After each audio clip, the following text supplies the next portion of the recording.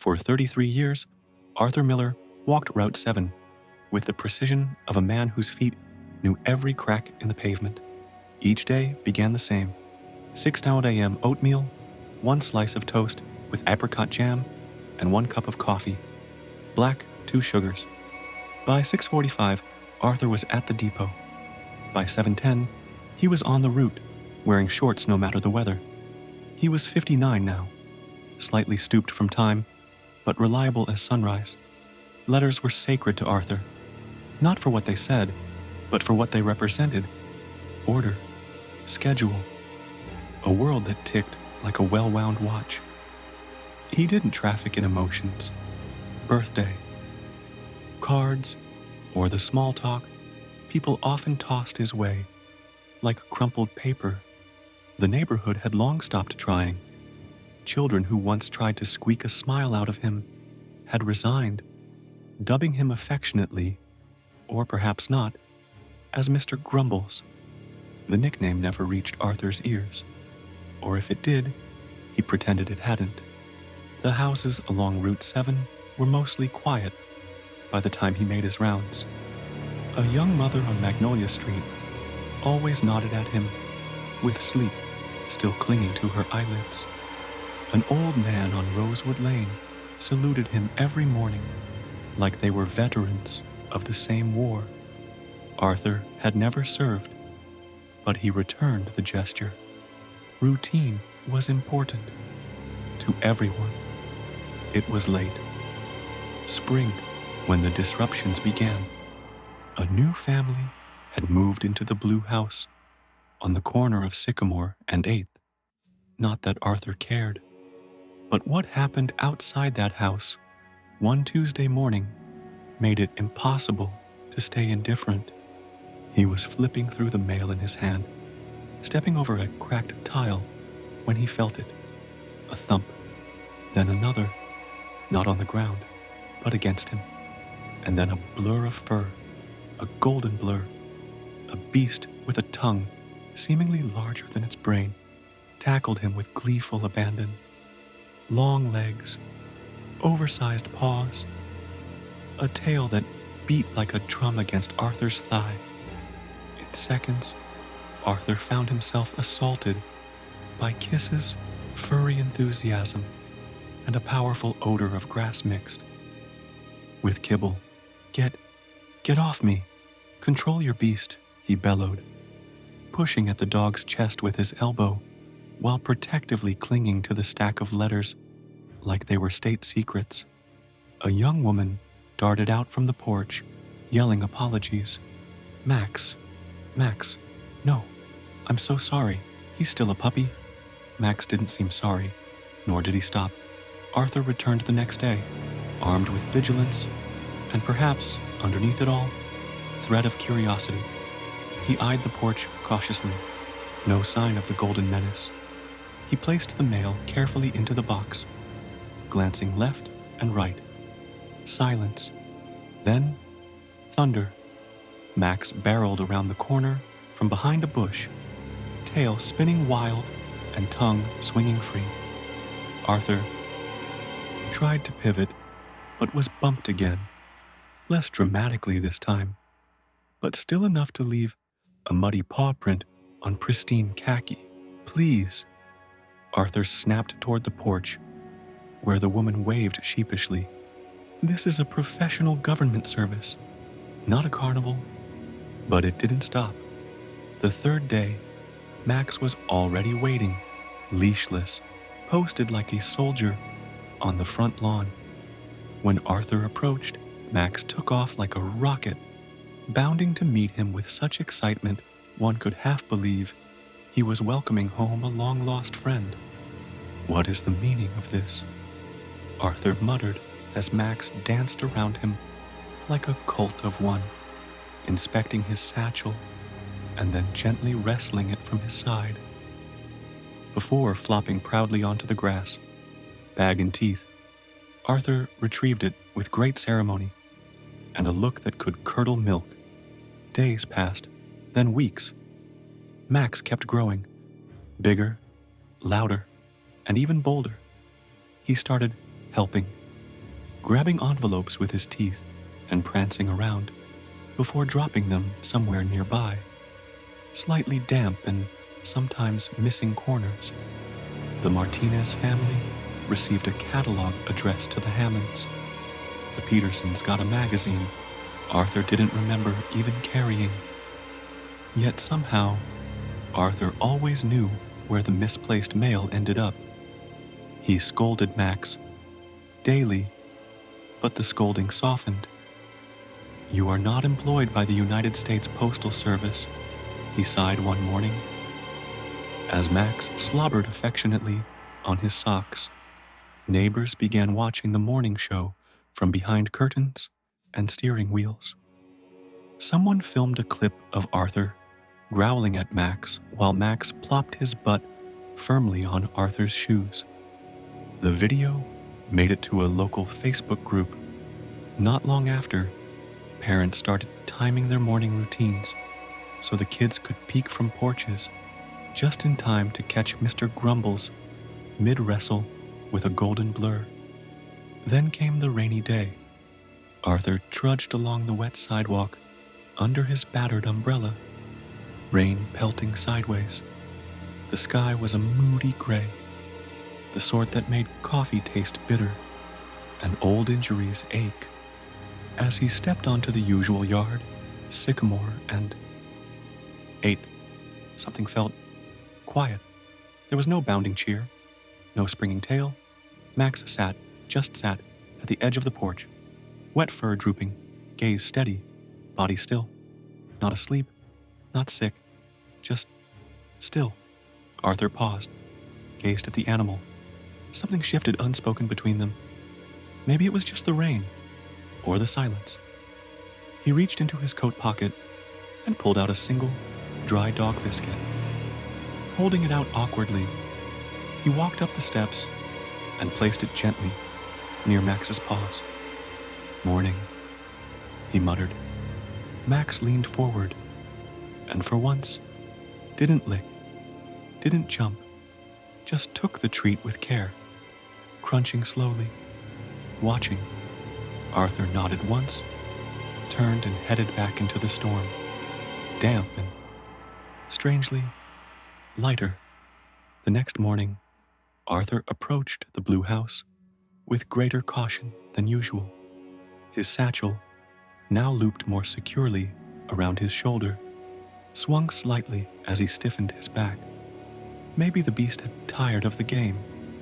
Maybe one deluge-soaked biscuit concluded their exchanges. Hope was a fragile thing. From under the bushes, Max exploded. There was a bark, joyful, wild, as the retriever bounded across the lawn. This time, Arthur didn't shout. He merely braced himself. Max didn't leap. Not immediately. Instead, he trotted up and sat, which would have been progress, if not for the second he waited before springing upright, planting his front paws directly onto Arthur's thighs and licking the side of his face like it held secrets. "Why did I expect anything different?" Arthur grumbled, dabbing his cheek with a tissue while glaring toward the porch. The woman, Max's owner, waved a sheepish apology. Again, "Still a puppy," she called out with guilty cheer. "Still untrained." Arthur muttered, striding away, the scent of wet dog following like a ghost. Max trotted beside him for nearly a house and a half before being called back. Arthur didn't look over his shoulder, but he heard the rustle as Max obeyed reluctantly. And so, the war began. Each day, Arthur arrived at the bend in Sycamore and ate with a thin slice of dread. Each day, Max was there, waiting. Rain, shine, or snow. He'd pop up behind hedges, under porches, once even from the neighbor's recycling bin, with a cereal box stuck to his collar. Arthur tried strategies. Avoidance didn't work. Max had a radar. Speed didn't help. Max seemed thrilled to chase. He once attempted distraction with decoy treats left 2 houses earlier. Max sniffed them out, devoured them hastily, and tripled his excitement upon reaching Arthur. The townsfolk began noticing chuckles from behind curtains, teenagers snapping photos, delivery drivers waving with impish grins. It felt personal now. On Tuesday, Max snatched an envelope clean from Arthur's hands, sprinted in a gleeful circle, then dropped it, slightly soggy, at the feet of a puzzled Mrs. Jenkins 3 houses down. "This one's not mine," she chuckled. "No," Arthur muttered, using the tongs he now carried for slobbery mail. "It's the Hammonds' water bill." Max barked cheerfully behind him. By Thursday, Max turned it into a game. Creep up, nudge the satchel, then zip, snatch, retreat, and flop in triumph. Arthur was exasperated. "Put that down this instant," he snapped. Max obeyed, if flopping dramatically and dropping the bag with flattened ears counted. Arthur sighed and checked the leather. Damp with slobber, and now bore a few new chew marks. "Saboteur," Arthur grumbled. Residents started waking up earlier. Kids watched from windows. Someone posted a grainy clip of Max leaping into Arthur's lap while he tied his shoe. Caption: "Mr. Grumbles meets anarchy." It hit 2,000 likes before noon. One morning, catching his reflection in a van mirror, Arthur realized he wasn't frowning, not smiling either, but close. He shook it off. Just a distraction. That's all it was. Then came the Friday of the mud. The lawn had been soaked by overnight sprinklers, and as Arthur made his way to Max's street, he heard it before he saw it. The galloping of eager paws against wet earth. He turned just in time for Max to crash straight into him, not with ill intent, just too much velocity, too little aim. 4 paws, 2 legs, 1 determined gravity. Arthur ended up seated in a patch of spongy ground, mail fluttering around like swollen autumn leaves. Max was on him immediately. Kisses, flopping. The whole event preserved by a neighbor filming while watering their begonias. Arthur didn't speak. He stared at the clouds overhead for a long beat, chest rising and falling. Then, sitting there in mud, he laughed. Not a chuckle, a bark of laughter, sharp and foreign as if it escaped by accident. Max froze for a moment, cocked his head, then wagged his tail so hard it stirred dust from a nearby porch. Arthur rubbed the dog's head begrudgingly. "Menace," he mumbled, but softer now, almost fond. The next week felt different. Max greeted him with the same exuberance, but Arthur no longer stiffened quite so much. He began carrying an extra biscuit. For peacekeeping, he claimed. He still scolded the dog, still grumbled about pawprints and dental saliva on official government property. But something warm had replaced the sharpness. He caught himself, talking aloud more often, muttering observations on homeowners' new orchids, or complaining about weather patterns, mostly at Max, who tilted his head and seemed fascinated. The greatest surprise of all came the Monday after a thunderstorm.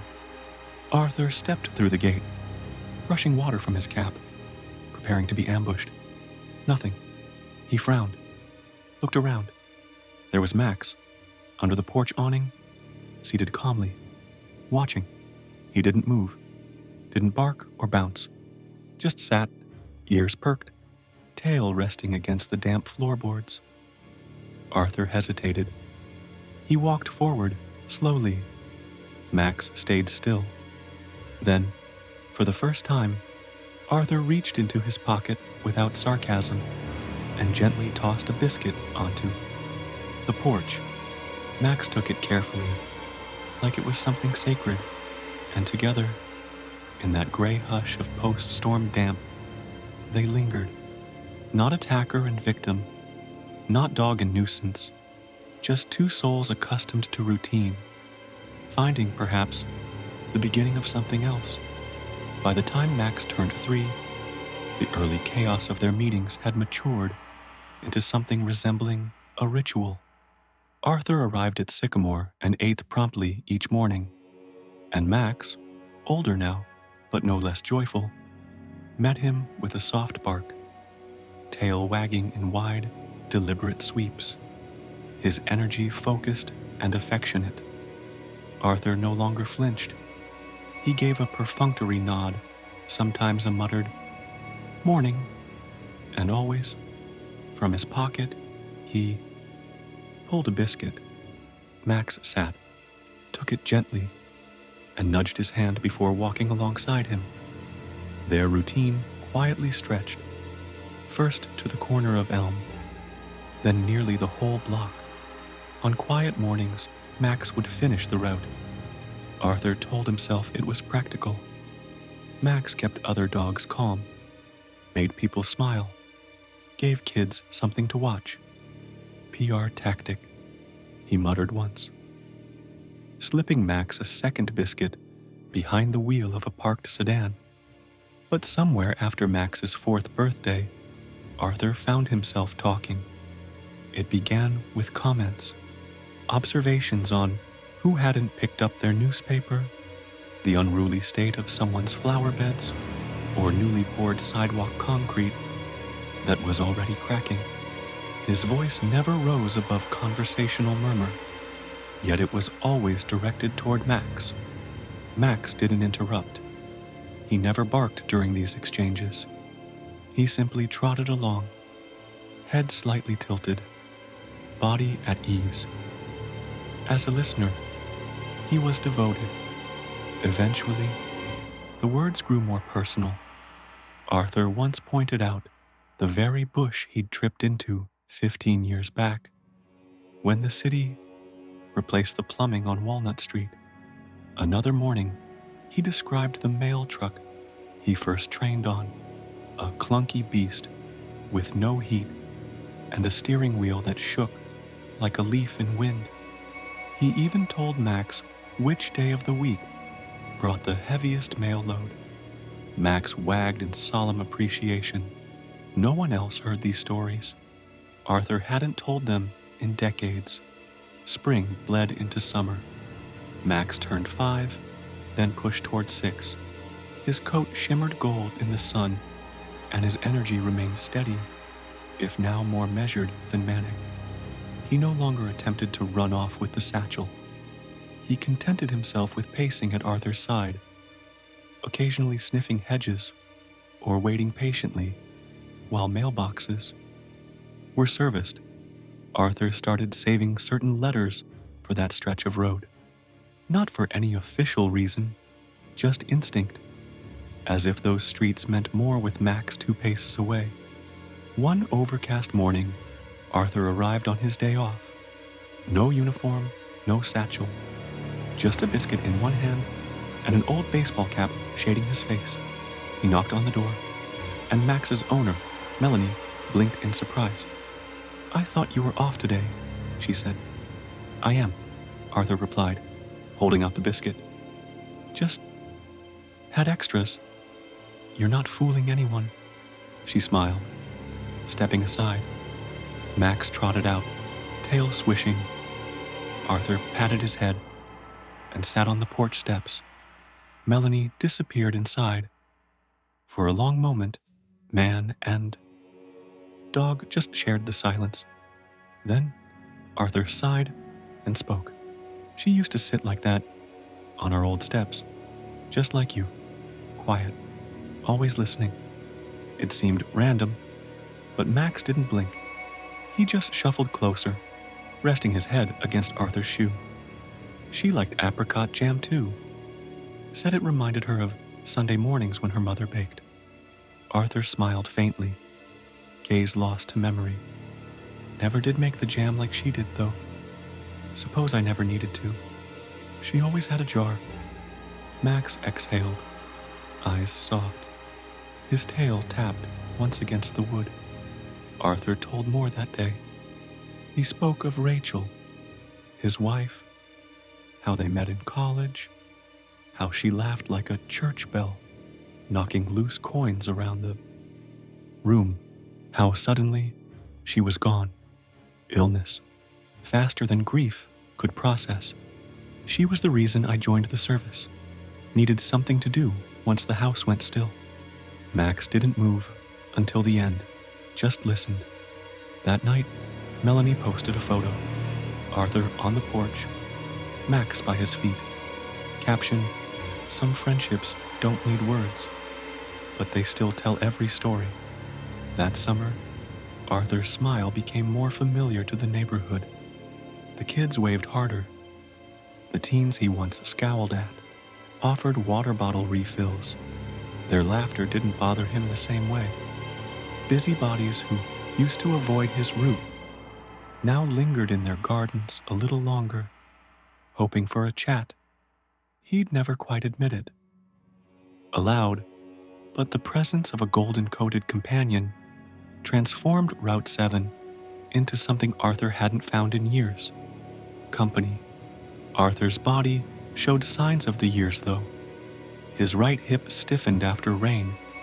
Steps became heavier, but every time it clicked or locked, Max adjusted.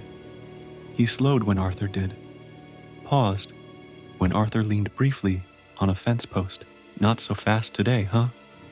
Arthur would mumble, offering up a biscuit before the day's circuit began. When Max turned 8, Melanie threw a small backyard party. Dogs from the neighborhood came. So did half the street. Kids wore cardboard mail hats. Some of the adults brought homemade biscuits. Some for Max, some for Arthur. Melanie set out a table of snacks, and under a banner that read, "Happy 8th, Max," Arthur stood off to the side awkwardly, clutching a paper cup and trying not to seem moved. "You turned our whole street into a parade route," he told Max over a bite of lemon bar. "Bet you're proud of yourself." Max thumped his tail against Arthur's shoe. The truth, Arthur thought later, as he walked home a little slower that evening, was simpler than pride.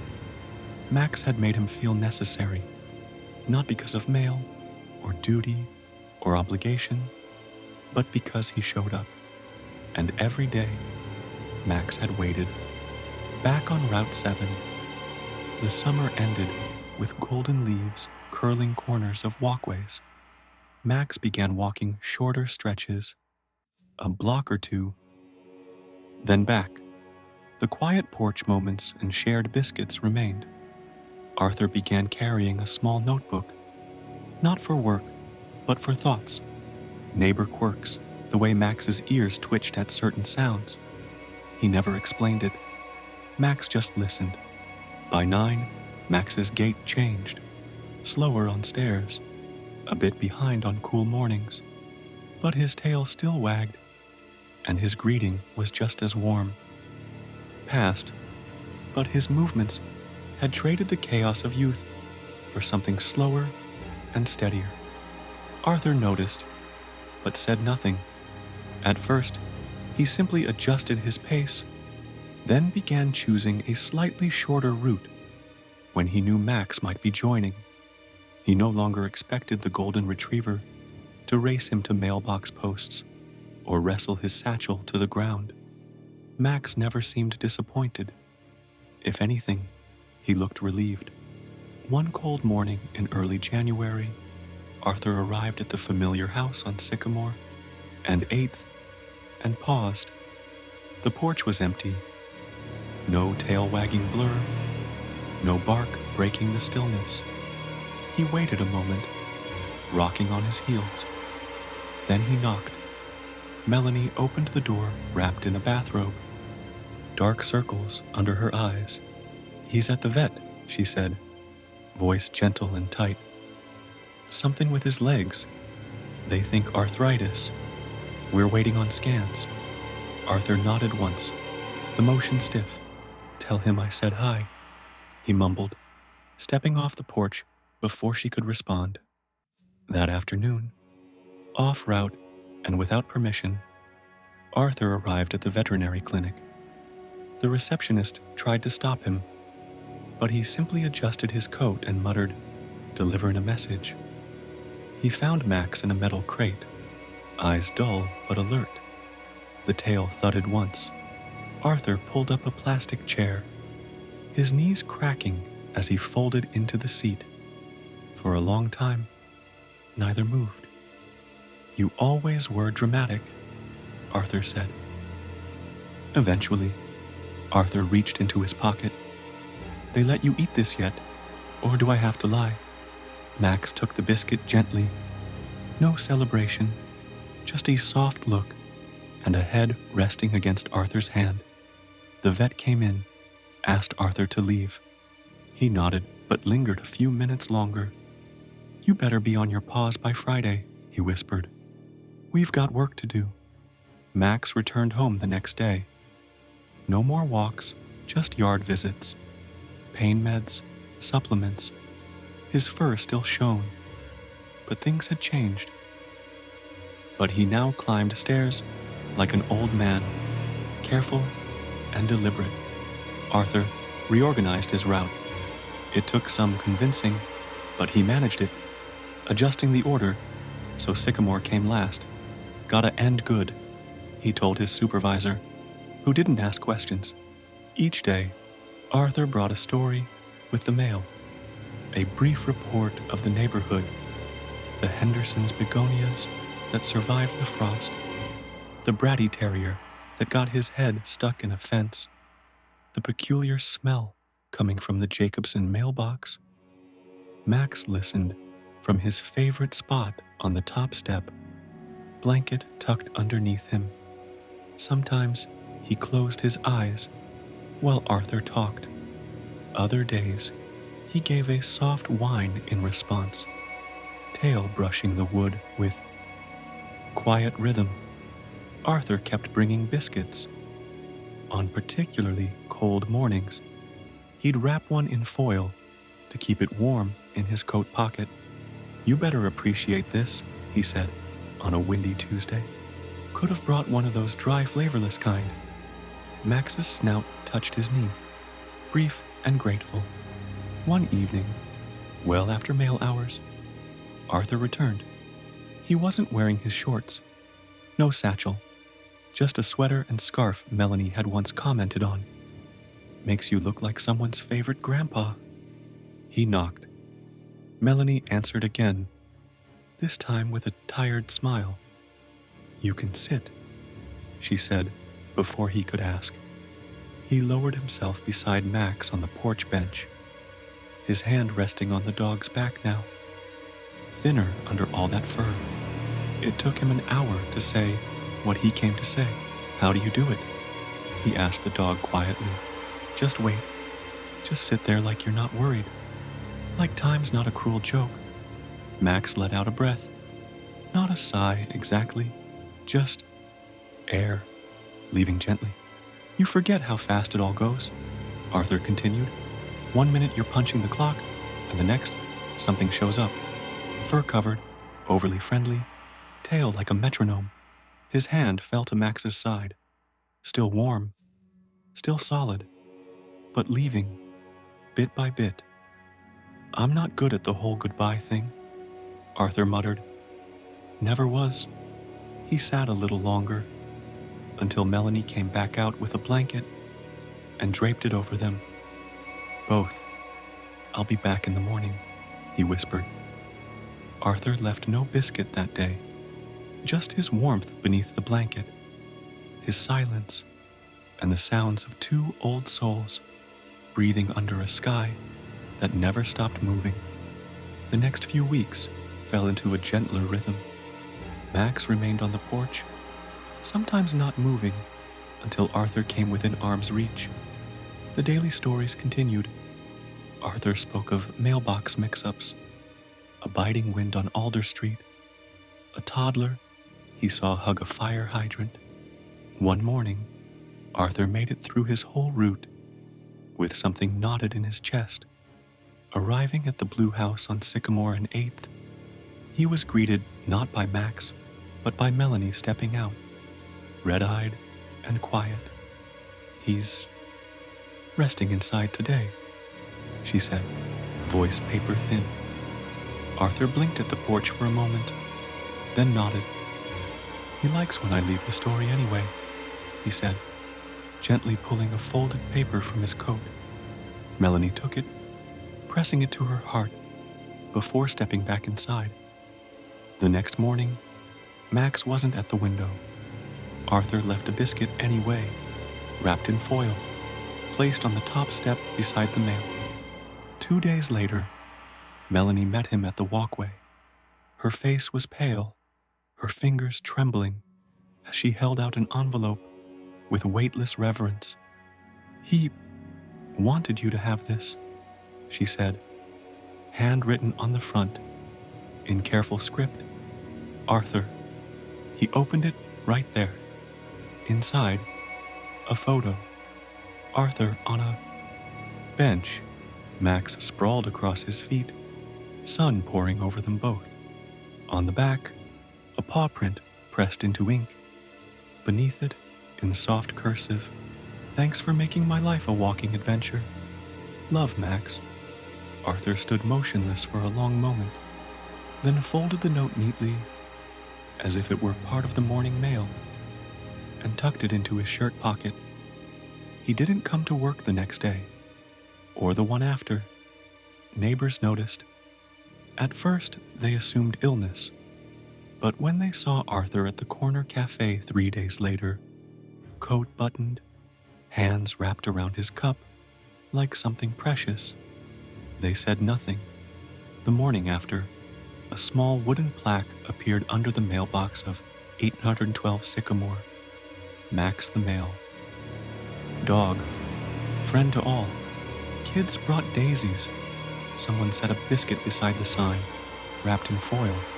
And when Arthur passed by the next week, satchel bouncing and white socks pristine, he paused, touched the plaque once, then walked on. By the winter of Max's 12th year, the mornings on Route 7 had grown quieter. Snowfall came early that December. Thick, heavy flakes, the kind that coated every hedge and mailbox like whipped cream frosting.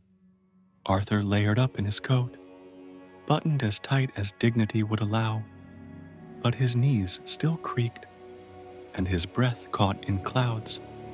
Max didn't come out that day, or the next. The porch remained still, blanketed in white. The biscuit Arthur left froze. By lunchtime, untouched, and the wind scattered his words before Max could hear them. On the third morning, Melanie came to the door before Arthur could step up. "He's tired," she said simply. Arthur nodded. He didn't press his usual story into her palm, just stood for a while, taking in the empty steps. That night, for the first time in decades, Arthur couldn't sleep.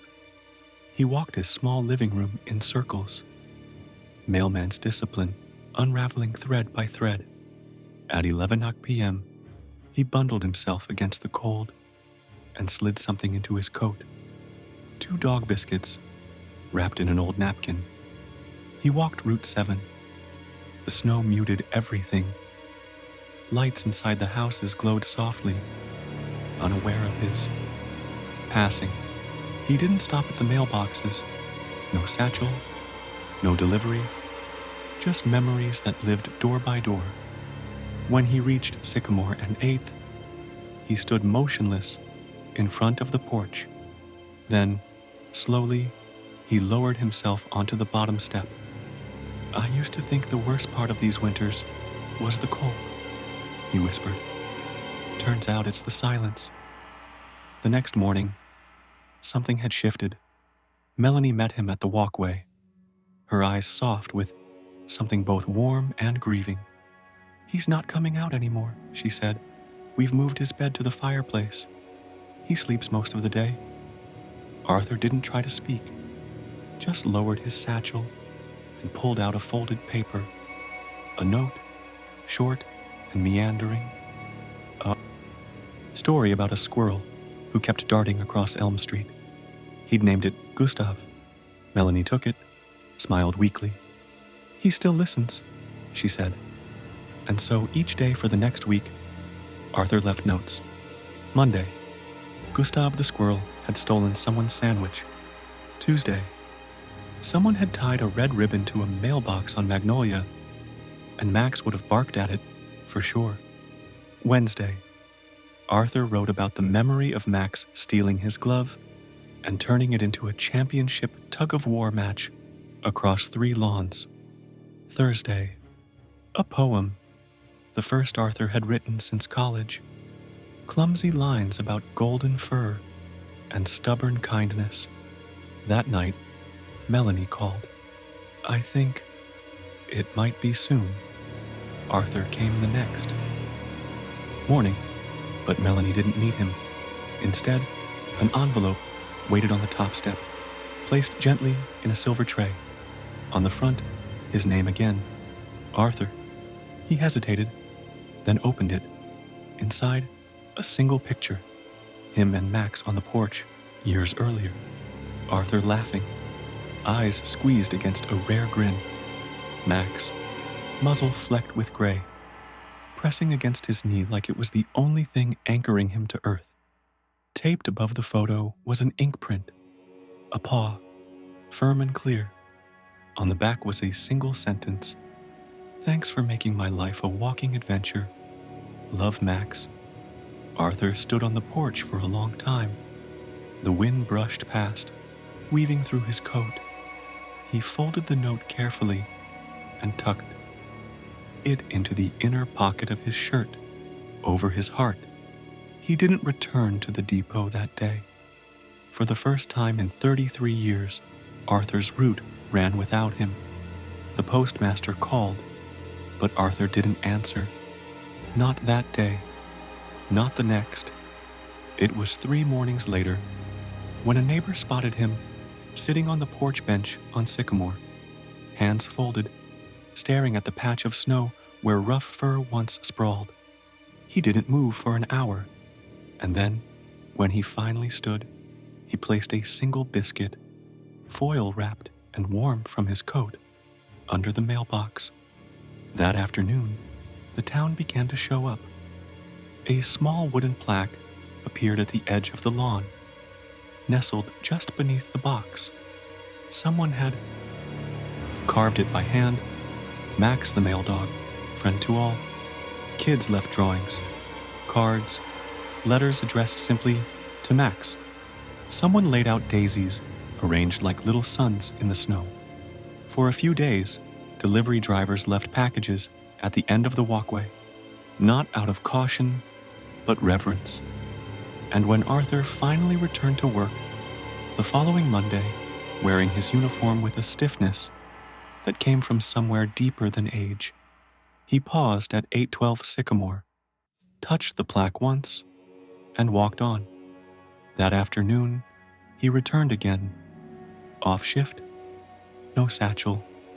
This time, he brought something new, a small old notebook filled with his scribbled stories and biscuit crumbs tucked between paper corners.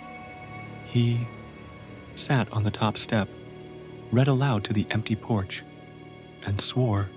For a moment, he heard a tail thump just once against the wood. Arthur returned to Route 7. Not right away, not completely, but he came back with his shoes shined, his shorts sharp, and a new stillness behind his eyes. People noticed. They didn't speak of it much, at least not to him. There was a quiet respect now that hovered between the hedges and fences along the path he'd walked for decades. Some houses had tied soft yellow ribbons to their mailboxes. One had a little wooden bone pinned to the post. At 812 Sycamore, there was always something waiting. A flower, a childlike sketch of a golden dog, and always, always the Biscuit. Arthur paused every day at that step. He never rushed.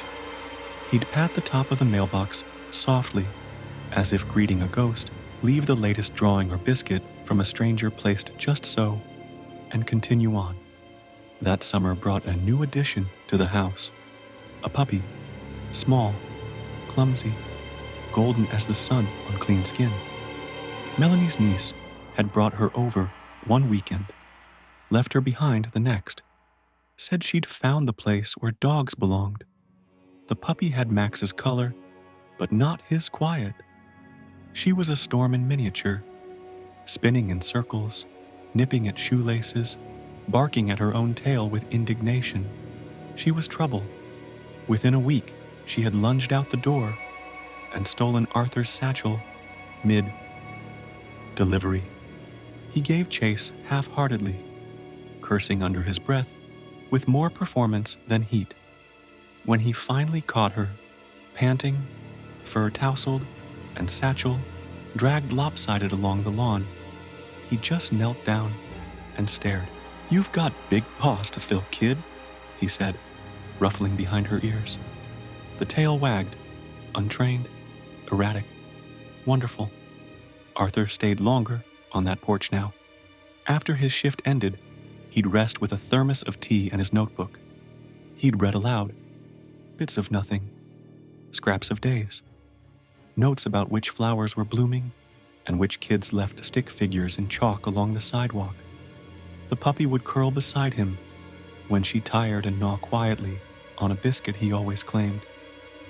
He didn't bring on purpose, and sometimes, when the wind hit just right, the air would carry the phantom scent of grass and dog fur and something warm beneath the ribs.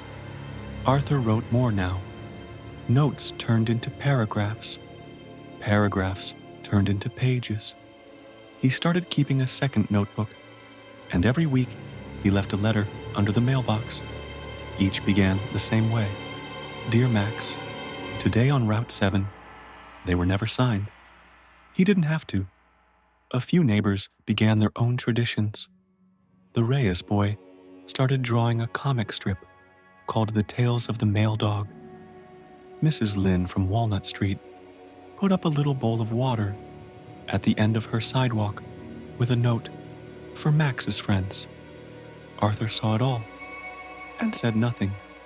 But when he passed Mrs. Lynn's house one morning, he left her mailbox lid open a few seconds longer. A quiet exchange. On Arthur's birthday, someone tied a golden balloon to his delivery bin. When he asked who did it, 3 different people claimed they hadn't. But Melanie swore the puppy barked when she saw it, like she already knew. And still, each morning, the same stop, 8 onto 12 Sycamore. He'd tip his cap to nothing and everything, reach into his coat, pull out a biscuit. "Just in case you're late," he said softly, and walk on